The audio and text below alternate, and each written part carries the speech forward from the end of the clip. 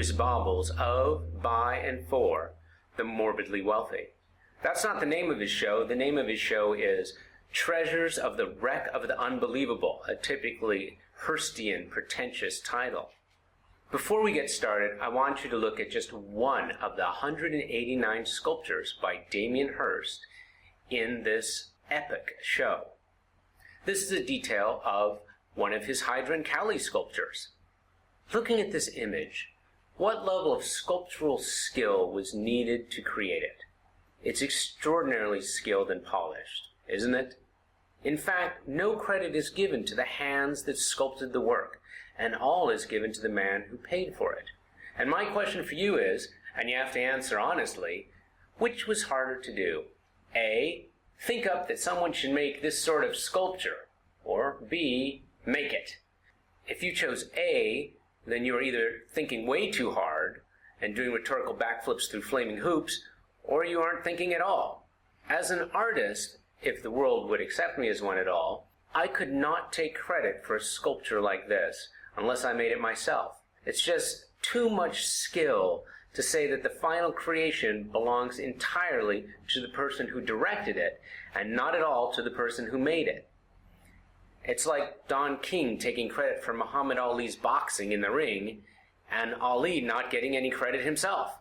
On top of that, it is only the execution of this piece that interests me, and the idea, if there is one, not at all. And that goes for all the pieces I've seen in the show. The idea is threadbare, and the execution is consummate. The result is an inflated, elaborated, gilded vacuity.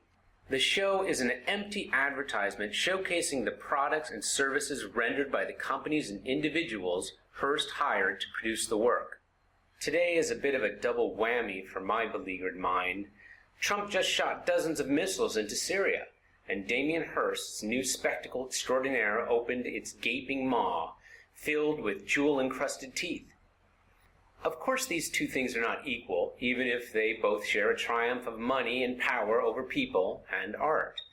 It's one thing to lord opulence over the masses, as Hirst has done, and it's another to annihilate us. The missiles fired off by Trump may not themselves have taken lives, haven't heard a claim on that yet, but the act potentially can affect millions for starters. I'll get to Hirst in a moment.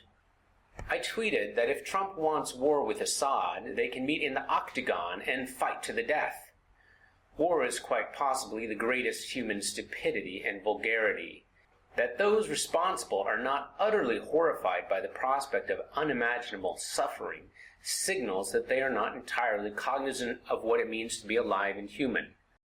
Nobody who was would wish on another, and particularly an innocent, atrocity that one could never fathom enduring oneself. The old familiar rhetoric is crammed down our throats again. In order to protect the innocent from the vile crimes of the heinous dictator and his use of chemical weapons, we will pound their country back into the Stone Age and them with it. And this is why we need to defund art and shift those monies into missiles.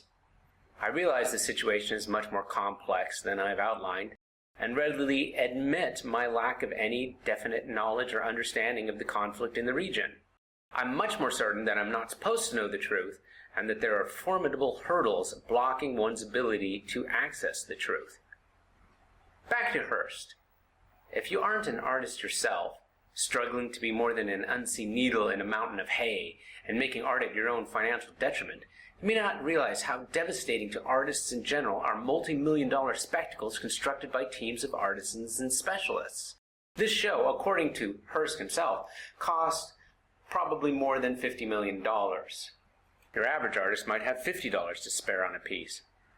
It is a bit like confronting Goliath with a slingshot, but this time Goliath is wearing a suit of armor and is armed to the teeth, but no chemical or biological weapons.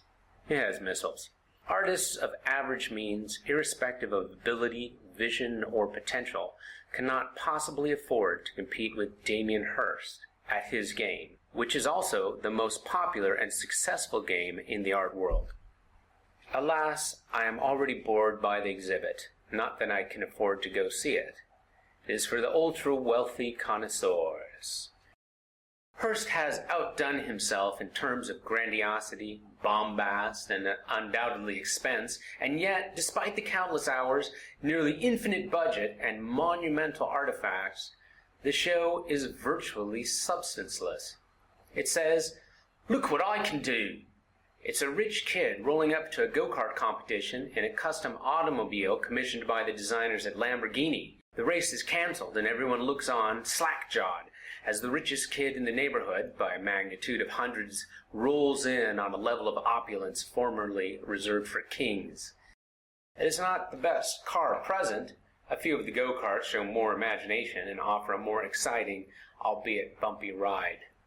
Treasures from the Wreck of the Unbelievable is a themed exhibit based on a fantastical story that the artifacts presented were discovered in a shipwreck. He even bothered to hire people to create videos of these works, or facsimiles thereof, being discovered and retrieved from the depths of the ocean.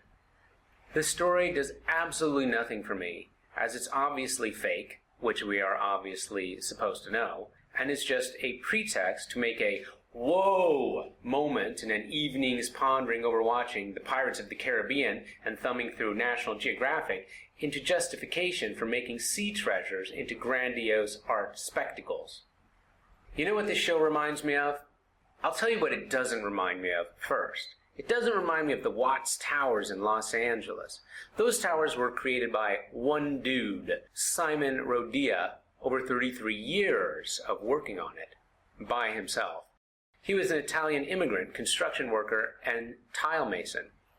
They share with Hirst's show Monumentality, the largest tower is 99 feet high, and the act of encrusting objects, though in Rodia's case it was often bottles and tiles brought to him by local children.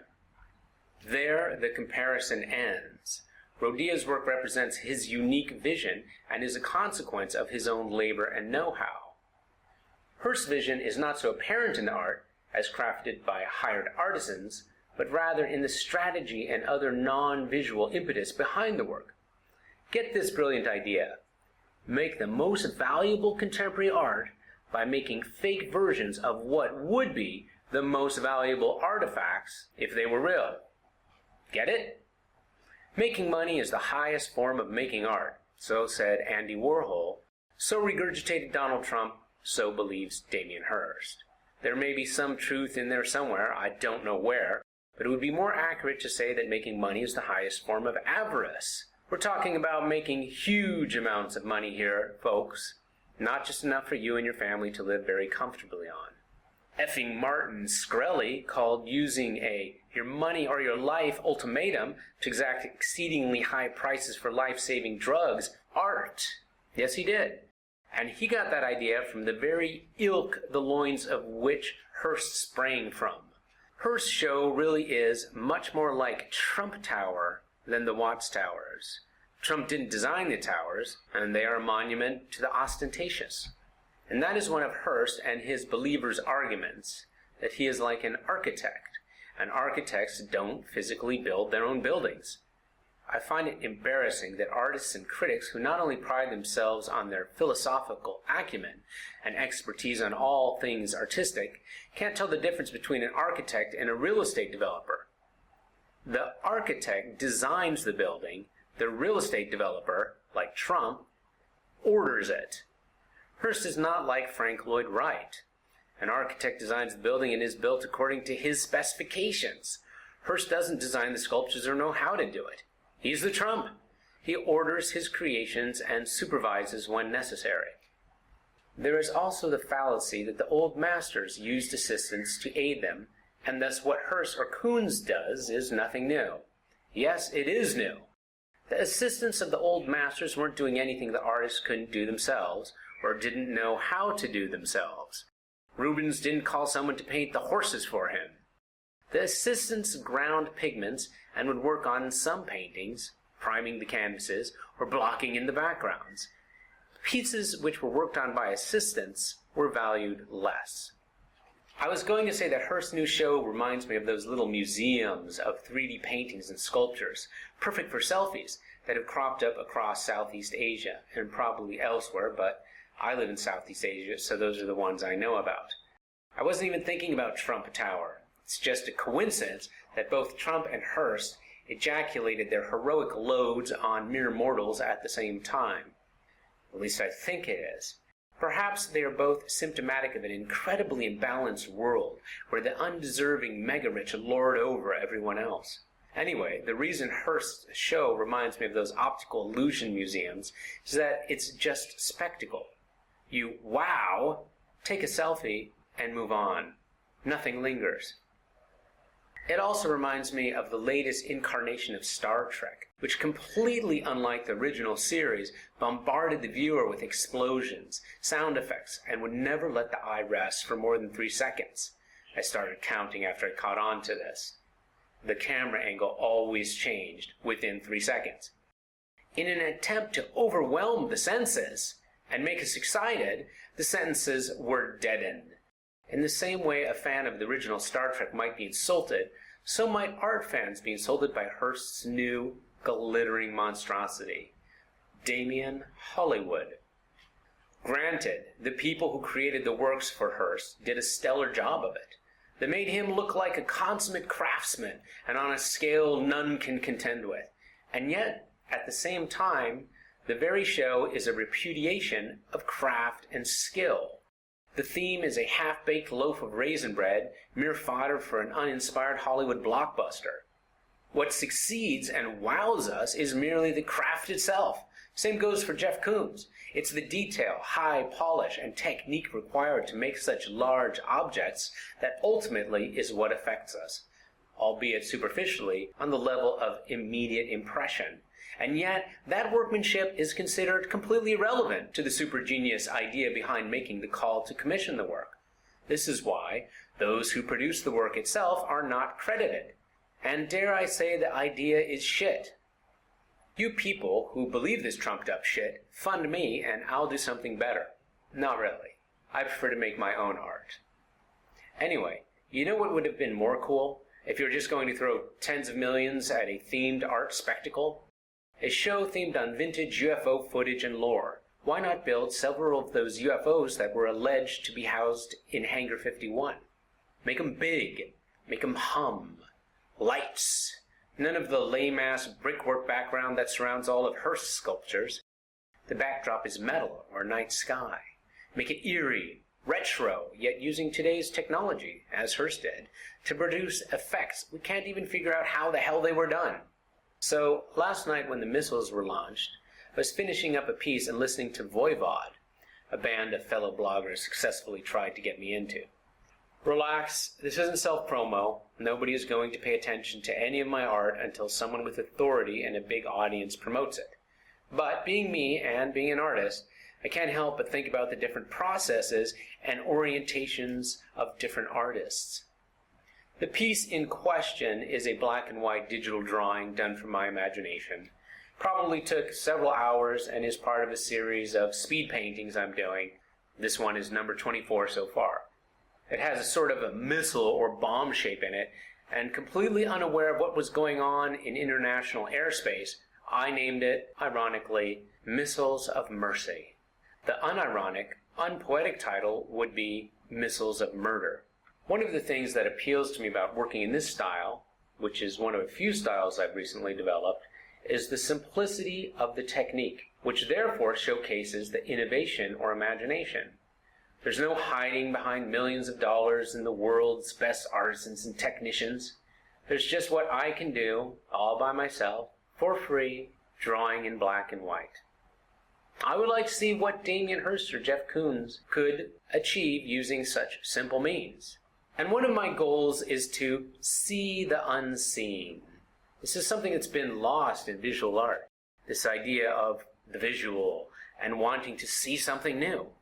Not see something familiar like a urinal in a new context, but to see something different. As far as that goal is concerned, this simply made drawing succeeds where Hirst's whole show fails.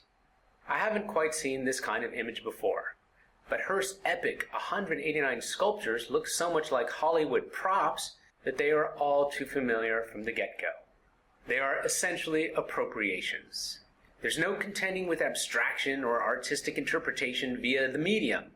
They are high-end, ultra-polished, naturalistic versions of extant imagery. As with Kuhn's similar works, there is no relation between the artists themselves and the medium. That relation is between the hired artisan and the materials, and relies entirely on largely commercial techniques which exist completely independently of the artist.